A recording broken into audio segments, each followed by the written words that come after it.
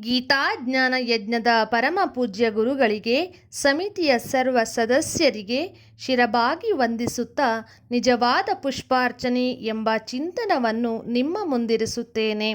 ಪ್ರಸ್ತುತ ನೇಪಾಳದ ಪಶುಪತಿ ದೇವಸ್ಥಾನದ ಸಮೀಪದಲ್ಲಿ ವಾಸಿಸುತ್ತಿರುವ ನಾನು ಮೂಲತಃ ಭಟ್ಕಳದವಳು. ಹೆಸರು ಸಂಗೀತಾ ಭಟ್.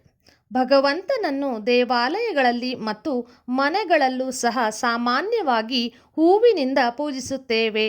ಹೆಚ್ಚು ಹೆಚ್ಚು ಬೆಲೆಯುಳ್ಳ ಹೂವಿನಿಂದ ಪೂಜಿಸುತ್ತೇವೆಯೋ ಅಷ್ಟು ಪುಣ್ಯ ಬರುತ್ತದೆ ಎಂದು ನಮ್ಮಲ್ಲನೇಕರು ಭಾವಿಸುತ್ತಾರೆ. ಎಷ್ಟು ದುಡ್ಡು ಖರ್ಚು ಮಾಡಿ ಪೂಜೆ ಮಾಡಿದೆವು ಎಂದು ಹಲವರು ಸಂಭ್ರಮದಿಂದ ಹೇಳಿಕೊಳ್ಳುವುದನ್ನು ಸಹ ಸಾಮಾನ್ಯವಾಗಿ ನೋಡುತ್ತಿರುತ್ತೇವೆ.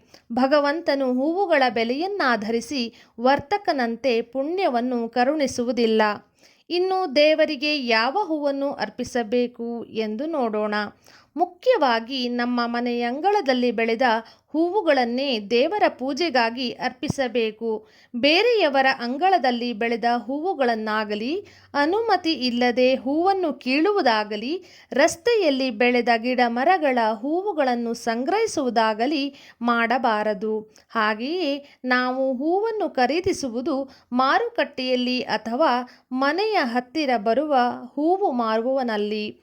ಇವು ದೇವರಿಗೆ ಅರ್ಪಿಸಲು ಯೋಗ್ಯವಾಗಿದೆಯೇ ಎಂದು ಗಂಭೀರವಾಗಿ ಆಲೋಚನೆ ಮಾಡಬೇಕು. ಯಾಕೆಂದರೆ ಎಂದೋ ಕಿತ್ತಿರುವ ಹೂ ಶುಚಿತ್ವವಿಲ್ಲದ ಚೀಲಗಳಲ್ಲಿ ತುಂಬಿ ಸಾಗಾಟದ ಮಾರ್ಗದಲ್ಲಿ ಶುಚಿ ಇಲ್ಲದ ಸ್ಥಳಗಳಲ್ಲಿಟ್ಟು, ಕೆಲವೊಮ್ಮೆ ಕಸಗಳ ಮಧ್ಯೆ, ಕೆಲವೊಮ್ಮೆ ರಸ್ತೆಯಲ್ಲಿ ಬಿದ್ದು ತುಳಿದಾಡಿ ಶೋಚನೀಯ ಸ್ಥಿತಿಯಲ್ಲಿ ಮಾರುಕಟ್ಟೆಗೆ ಬರುವುದಿದೆ. ಇಂತಹ ಹೂಗಳು ದೇವತಾ ಕಾರ್ಯಗಳಿಗೆ ಬಳಸಬಾರದು. ಇನ್ನು ರಸ್ತೆ ಬದಿಯಲ್ಲಿ ಬೆಳೆದ ಪುಷ್ಪಗಳು ಅದೆಷ್ಟೇ ಚೆನ್ನಾಗಿದ್ದರೂ ದೇವರಿಗೆ ಅರ್ಪಿಸಬಾರದು ಎಂಬ ಜಾನಪದ ಕಥೆಯೂ ಇದೆ.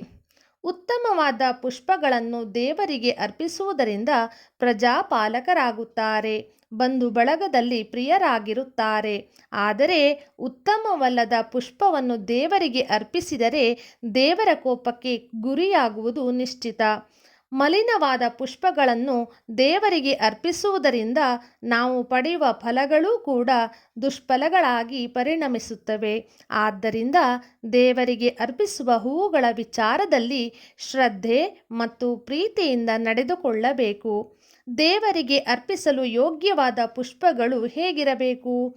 ಹೂವು ಚೆನ್ನಾಗಿ ಅರಳಿರಬೇಕು ಮತ್ತು ದಳಗಳಿಂದ ಪೂರ್ಣವಾಗಿರಬೇಕು. ಅದಕ್ಕೆ ಹೆಚ್ಚು ಉದ್ದವಲ್ಲದ ಸ್ವಲ್ಪ ದಂಡೆಯೂ ಇರಬೇಕು. ಹೊಸತಾದ, ಸುಮಭರಿತ ಮತ್ತು ನೋಡಲು ಪ್ರಿಯವಾಗುವಂತೆ ಆ ಪುಷ್ಪವಿರಬೇಕು. ಅಂದರೆ ಹೂವು ಅರಳಿ ಸೊರಗಿರಬಾರದು, ಮೊಗ್ಗಾಗಿರಬಾರದು, ದಂಡೆ ಇಲ್ಲದಿರುವ ಹಳಸಿ ತಂಗಳಾಗಿರಬಾರದು, ಎಂದೋ ಕಿತ್ತಿರುವ ಹೂವಾಗಿರಬಾರದು. ಕೂದಲಿನಿಂದ ಕೂಡಿದವು ಹಾಗೂ ಕ್ರಿಮಿ ಕೀಟಗಳಿಂದ ಕೂಡಿರಬಾರದು. ನೆಲದ ಮೇಲೆ ಬಿದ್ದಿರುವ, ಏಟು ಬಿದ್ದಿರುವ, ಎಳೆದಾಡುವುದರಿಂದ ಬಿದ್ದಿರುವ ಹೂವುಗಳನ್ನು ದೇವರಿಗೆ ಅರ್ಪಿಸಲು ಯೋಗ್ಯವಲ್ಲ ಎಂದು ಹೇಳಲಾಗಿದೆ.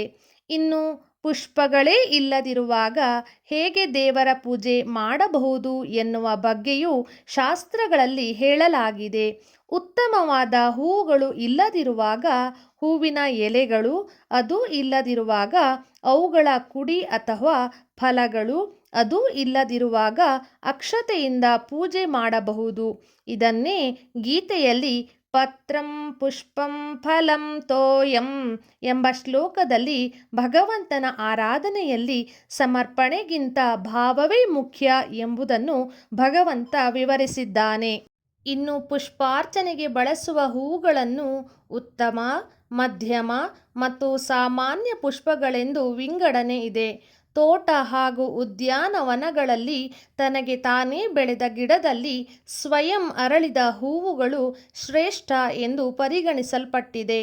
ಅರಣ್ಯದಲ್ಲಿನ ಪುಷ್ಪಗಳು ಮಧ್ಯಮ ವರ್ಗದಾಗಿರುತ್ತವೆ. ಕೊಂಡುಕೊಂಡ ಹೂವುಗಳು ಇಂದು ಗಿಡದಿಂದ ಕೊಯ್ದು ನಾಳೆ ಪೂಜೆಗೆ ಉಪಯೋಗಿಸುವ ಹೂವುಗಳು ಸಾಮಾನ್ಯ ಪುಷ್ಪಗಳು ಎನಿಸುತ್ತವೆ. ದೇವರಿಗೆ ಸಮರ್ಪಿಸಬೇಕಾಗಿರುವುದು ಮನಸ್ಸು ಎನ್ನುವ ಪುಷ್ಪ ಎಂದು ಆದಿಶಂಕರರು ತಮ್ಮ ಶಿವಾನಂದ ಲಹರಿಯಲ್ಲಿ ವಿವರಿಸಿದ್ದಾರೆ. ನಿಜವಾಗಿ ಅರ್ಪಿಸಬೇಕಾಗಿರುವುದು ಅವನಿಗೆ ಇಷ್ಟವಾದ 8 ಪುಷ್ಪಗಳನ್ನು ಎಂದು ಶಾಸ್ತ್ರವಚನವಿದೆ. ಅಹಿಂಸಾ ಪ್ರಥಮಂ ಪುಷ್ಪಂ ಪುಷ್ಪಮಿಂದ್ರಿಯ ನಿಗ್ರಹಾಃ ಸರ್ವಭೂತದಯಾ ಪುಷ್ಪಂ ಕ್ಷಮಾ ಪುಷ್ಪಂ ವಿಶೇಷತಃ ಶಾಂತಿ ಪುಷ್ಪಂ ತಪಸ್ಪುಷ್ಪಂ ಧ್ಯಾನ ಪುಷ್ಪಂ ತಥೈವ ಚ ಸತ್ಯಮಷ್ಟವಿಧಂ ಪುಷ್ಪಂ ವಿಷ್ಣೋಃ ಪ್ರೀತಿಕರಂ ಭವೇತ್. ಭಗವಂತನಿಗೆ ಪ್ರಿಯವಾದ ಪುಷ್ಪಗಳಲ್ಲಿ ಮೊದಲನೆಯದೇ ಅಹಿಂಸೆ, ಎರಡನೆಯ ಪುಷ್ಪವೇ ಇಂದ್ರಿಯ ನಿಗ್ರಹ. ಮನಸ್ಸಿನಲ್ಲಿ ಉದ್ಭವಿಸುವ ಯಾವುದೇ ಆಸೆಗಳನ್ನು ಧರ್ಮಗಳನ್ನು ವಿವೇಚಿಸಿ ಕಾರ್ಯಪ್ರವೃತ್ತ ಆಗುವುದೇ ಇಂದ್ರಿಯ ನಿಗ್ರಹ. ಸರ್ವಭೂತ ದಯೆ ಮೂರನೆಯ ಪುಷ್ಪ.